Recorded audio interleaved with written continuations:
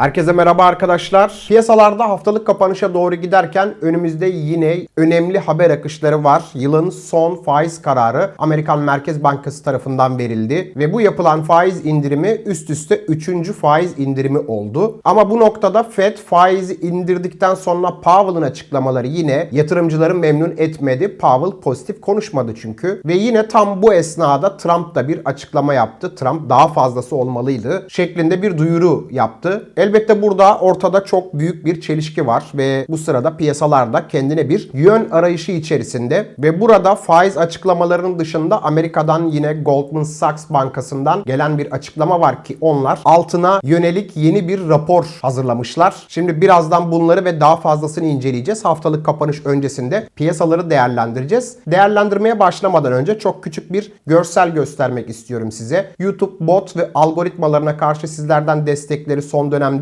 çok fazla istiyorum. Bunun gerçekten bir anlamı, gerçekten mantıklı bir açıklaması var. Bakın insanların yaptığı yorumlarda, videoların altında bot yorumları gördüklerinde ve beni hiç tanımayan bir kişi ise eğer onlar bile videolarımıza spam atmak yoluyla saldırılara destek vermiş oluyor. Bu yüzden sizin destekleriniz önemli. Video altında şu anda videoyu durdurup yapacağınız yorumlar ve beğeniler benim için kıymetli. Destek veren herkese şimdiden teşekkür ederim. Şimdi gelelim piyasaların güncel görünümüne. Fed'in yaptığı son toplantıda da faiz kararında yine faizi indirdiler. Karar metnine baktığımızda ifadeler tamamen bir önceki aydaki konuşulan şeylerle aynıydı. Yani Fed hala temkinli konuşma tonunu sürdürmeye devam ediyor. Ve yine burada en önemli noktalardan biri de şu. Fed yarın itibariyle aylık 40 milyar dolar seviyesinde hazine bonosu alımlarını yapmaya başlayacağını açıkladı. Bunların dışında Powell'ın konuşmaları arasında veri gecikmesi nedeniyle ekonomik görünümdeki belirsizliğin arttığını söyledi. Veri gecikmesi konusu neydi? Amerikan hükümet kapanması sırasında verilerin aksadığını konuşmuştuk ki dün akşam Powell'ın bu söylem içerisinde olacağını zaten ben size anlatmıştım. Kısaca Powell ne pozitif konuştu ne de negatif konuştu. Ama tabloya bakınca benim gördüğüm şey şu. Yani burada sorulması gereken en basit sorular şu şekilde olmalı. Son toplantılar içerisinde 3 toplantıda 3 kez üst üste faiz indirimi yapılmasına rağmen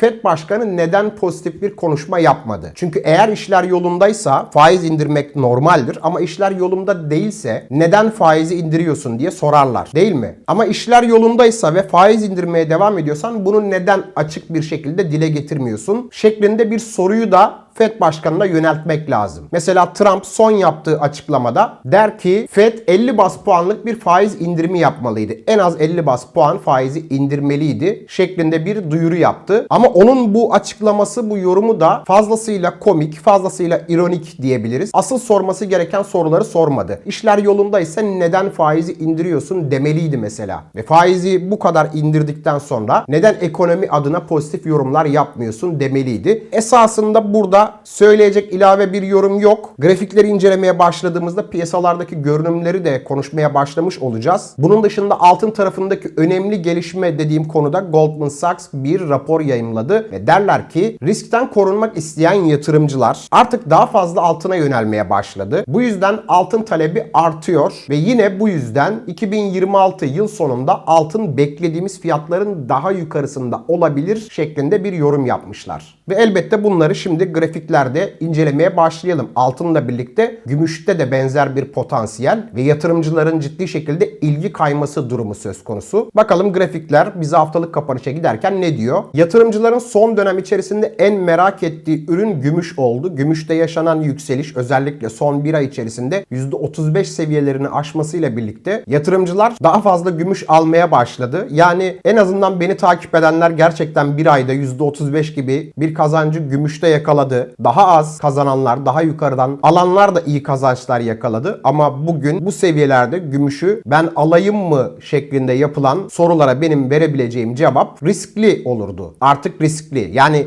riskli dediğimde bu gümüşte yükseliş trendi bitti anlamı taşımaz benim için. Ve ben bu yorumu size daha yükselişler başlamadan önce de söyledim. Bakın dedim. Altın ve gümüşte önümüzde 1-2 haftalık bir periyot var. Ve bu periyot içerisinde yatay giderken dip testlerini yaparken her seviyeden alım yapılabilir. Ama yükseliş başladıktan sonra, önemli bir yol kat ettikten sonra benden bu yorumu duyamazsınız. Satın al seviyesinde hala duruyor şeklinde bir yorum yapmayacağım demiştim. Gümüşte bu yorumu artık yapmıyorum. Ama satım noktasında da kademeli olarak seviyeleri de yukarıya doğru artırmaya başladım. Bakın bu noktada önemli. Önce 56 dolar, 57 dolar bölgesi önemli destekti. Şu anda da 59 dolar seviyesi gümüş için önemli destek. Yani ne demek istiyorum? Bu seviyeyi kaybetmediği sürece elimde taşıdığım gümüşleri taşımaya devam ederim. Buradaki pozisyonumu korumaya devam ederim. İndikatörler aşırılıklar göstermeye başladı. Yani herkesin gümüş satın almaya başladığı bir dönem içerisine girdik. Bu yüzden gümüşe odaklanmak yerine bu nokta itibariyle altına odaklanmak daha mantıklı bir seçenek. Öncesinde gümüşün TL paritesini de göstereyim. Bakın 73 TL seviyesi benim için hem direnç hem de bulut bölgesinin hem de benim indikatörüme göre bulutun ulaştığı bölgeydi. Burası güçlü destek ama yukarıda henüz bir destek alanı gümüşün TL tarafında oluşmuş durumda değil. Ama altın tarafında daha o trend başlamadı bile. Yani dip seviyelerden güzel alım fırsatlarını yakaladık ama yeni alım noktasında hala altın satın al seviyesi içerisinde duruyor bana göre. Hiç almamış yatırımcı için. Çünkü bu 4234 dolar seviyesi üstünde günlük kapanış geldiğinde altında da benzer bir şekilde hızla yukarıya giden bir trend izleyeceğimizi düşünüyorum. Ben burada ons altını anlatırken siz hangi ürünü alırsanız, hangi ürünü değerlendirirseniz o tamamen size kalmış bir konu. Çünkü birçok parite, birçok farklı ürün var. Mesela altının yapacağı %10 yükseliş beni mutlu etmiyor diyene dedim ki UGL kodunda bir ürün var. Bu ürün altına endeksli bir fondur ve kaldıraçlı bir fondur. Altının %10 yükseldiği yerde bundan da %20 gibi bir kazanç elde edersiniz. Ki tam tersi piyasanın düştüğü durumda da 2 kat zarara girme ihtimaliniz var. Bu da böyle bir fondur mesela. Ya da kripto para piyasası adına X-Out dediğim Tether Gold gibi bir ürün var. Ki benim çok fazla kullandığım, değerlendirdiğim bir ürün. Ama dersen ki ben olaya fiziki olarak bakıyorum. Gram altında gördüğümüz parite şudur ki 5700 TL seviyesi üzerinde tutulmaya başlayan bir gram altın var. Artık içinde bulunduğumuz dönemde önümüzdeki hafta itibariyle ve Ocak ayında dolar TL'den de gram altın, gram gümüşe ilave desteklerin geleceği bir periyoda gireceğiz. En azından benim fikrim bu şekilde. O yüzden gram altın hala yatırımcılar için satın al seviyesi içerisinde duruyor. Ama bir süre önce bu satın almayı yapan yatırımcılara göre biraz daha dezavantajlı bir vaziyet içerisinde olduğunuzu da hatırlamak lazım. Bakın bu yükselişler içerisinde sizi tereddütte bırakacaklar demiştim. Biz bunu gümüşte çok net bir şekilde gördük. Şurayı çok net bir şekilde göstermek istiyorum. Bakın 3 tane yuvarlak çizdiğim yer neydi burada? Dedim ki gümüş düştükten sonra yukarıya geldiğinde burada ikili tepe yaptı diyecekler. Aşağı inecek, tekrar yukarıya çıkacak. Buraya geldiğinde de üçlü tepe yaptı diyecekler. Ama arkasından gümüş yükselişini sürdürecek. Sizin tereddütte kaldığınız noktada bu olacak demiştim. Tam olarak bu oldu. Ve gümüş çok kısa sürede çok büyük bir kazanç yatırımcılara getirdi. O yüzden her zaman söylediğim gibi gürültüye biraz kulağınızı kapatmak, doğru insanları takip etmek ve portföylerinizi doğru konumlandırmak sizi daha yukarılara taşır. Ben bu konuda nacizane iddialıyım. Uzun yıllardır da bu piyasaları anlatıyorum burada. Anlattıklarım, söylediklerim gelecek adına sizin için de bir referanstır. Yeni takipçiyseniz eğer geriye dönük videoları kontrol etmenizi öneririm. Bakın borsa yatırımcıları adına da bir fikrim vardı. Aralık ayı içerisinde Borsa İstanbul'da da yükseliş olacağını, 11.500 seviyelerini kırıp tüm zamanların zirvesine ulaşan bir Borsa İstanbul'u manşetlerden okuyacağımızı anlatmıştım. 10.800 seviyelerinde konuştuk. Yavaş yavaş yukarıya doğru Borsa İstanbul'u taşıyorlar. Önümüzdeki dönem içerisinde muhtemelen Aralık ayı bitmeden önce rekor seviyeleri görme ihtimalimiz bana göre yüksek. Buna göre siz kendi takip ettiğiniz hisselerde pozisyon değerlendirmeleri yapmak istiyorsanız buna göre takip edebilirsiniz. Bunun dışında destek seviyesi olarak haftalık kapanışların gelmesi sonrasında Borsa İstanbul'da destek seviyesi yaklaşık olarak 11 seviyelerine ulaşacak diye düşünüyorum. Önümüzdeki hafta pazartesi buradaki son durumu yine konuşuruz. Bu arada Türkiye Cumhuriyet Merkez Bankası'nın da faiz kararı vardı. 150 bas puanlık bir faiz indirimi yapıldı.